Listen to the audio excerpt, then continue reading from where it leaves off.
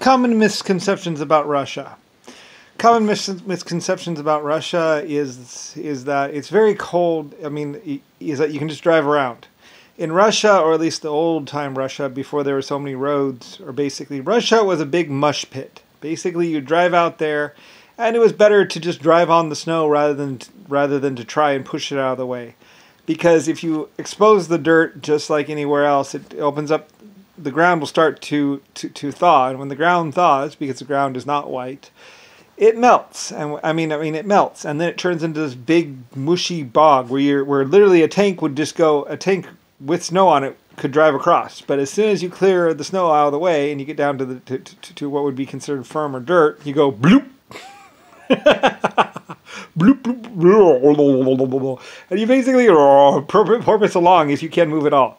So pretty much Russia would be considered impassable, except by rail.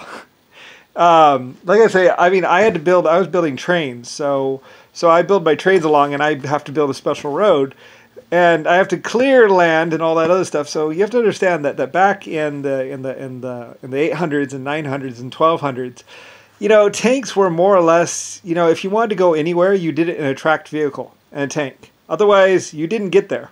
You went bloop. That was it. So, really light tracked vehicles is what I sold. Like I said, I am a tank manufacturer, I am a cannon manufacturer, I'm a battleship builder, and I'm an inventor of many things, including flight, aircraft, and everything else. I am Lucifer Star.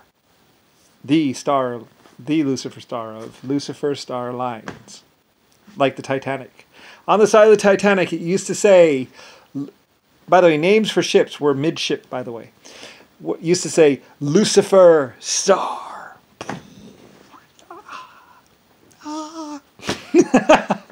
I was a little Lucifer back then. Sorry.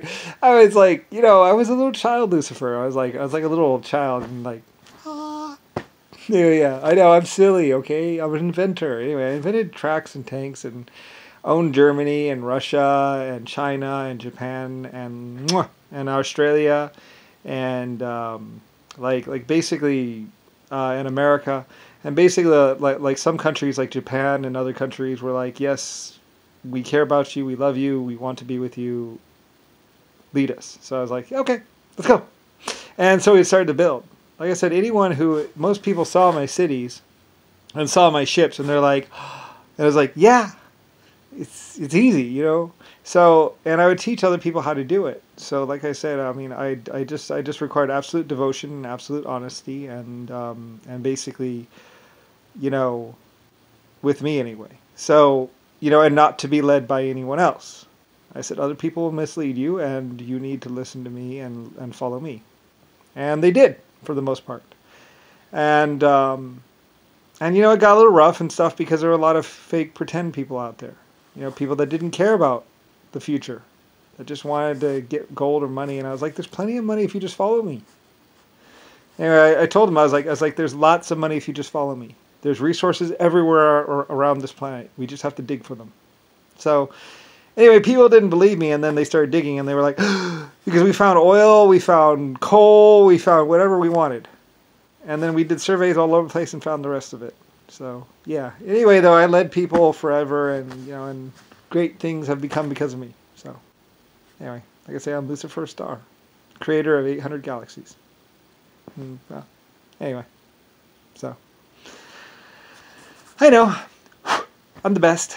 Was the best. I was one of the top 10 civilization and planet and leaders. One of the top 10 of all time. Of all existence, I was one of the top 10 leaders. So, possibly they said, you're actually number one of leaders. The most powerful, the best, the greatest leader ever. So, and the oldest. So I was like, cool. Anyway, I figured out particle physics and how to create water and all kinds of stuff. So, anyway, yeah, but that's my past. Now I'm Brian, and I became Brian, and then I just kind of led my people.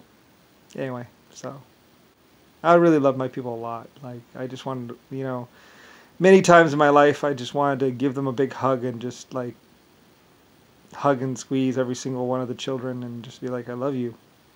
and grab every single girl and just hold her tight and be like, "You're gonna be safe. You know, you're gonna be okay." And for the most part, they were. You know, I mean, things got a little bit. You know, I was very, very, very, very, very, very, very, very, very careful, and very paranoid. Like I say, early warning defense systems, people trained for combat situations, deep mines, bunkers. Like I said, if something was going to happen, you know, you wanted to be in one of my towns. We had evacuation drills, we had safety zones, we had, you know, just like my ships. You have a box that my personnel would be in.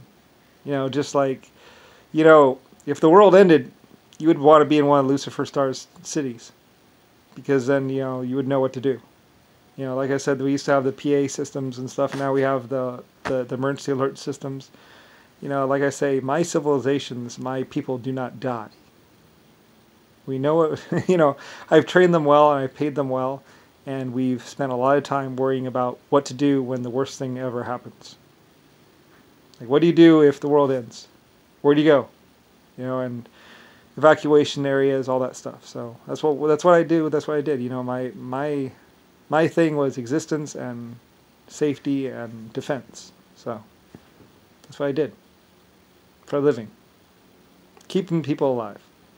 So anyway, yeah. So became a very rich and powerful person, and was very well loved and very well liked. And a lot of people always said that it would have been worse, or it wouldn't have gone so well. But you know, they found that those silly, stupid classes and those silly, stupid warnings of this and that actually came in handy. So, cool. That's what they're there for. It's always too late when the worst thing happens. So anyway.